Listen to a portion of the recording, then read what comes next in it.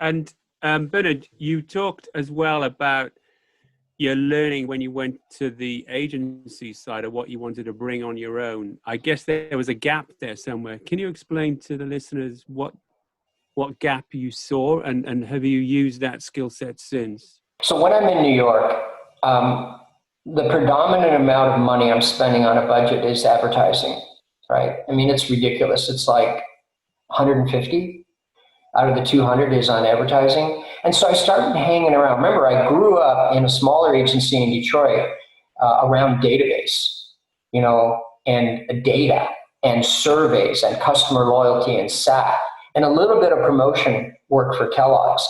And so when I got to New York, everybody was like, advertising is the hammer, use it.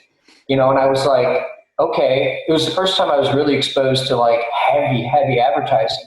But I'm hanging out with all these sharp people in New York that are doing outdoor, they're doing display, they're doing merchandising, they're doing point of sale. And as I'm watching this, I was very much into the idea that I needed to be a little bit of a futurist for my clients, because clients were paying you a lot of money to see over the horizon. They'd say, should we go this way? Should we go that way with the brand? So I spent a lot of time with analysts, Simon, probably more so than other marketers might choose to do. Reading the analyst reports from Forrester and IDC and Gartner and looking, I was very much into trends, trying to plot dots. And my instinct in 1990 was screaming at me saying, advertising is not going to be the hammer.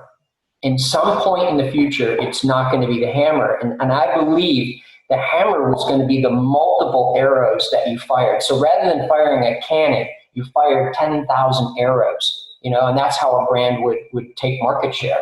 And so this whole concept, I was thinking about integrated marketing, Simon, before I knew what the word was. But once I got out to California following this theme, so I don't want to create any agency.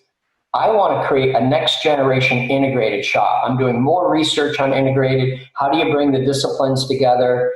And so when I found these guys in Silicon Valley, they were leaning towards integrated as well. They had all come from bigger shops or the brands.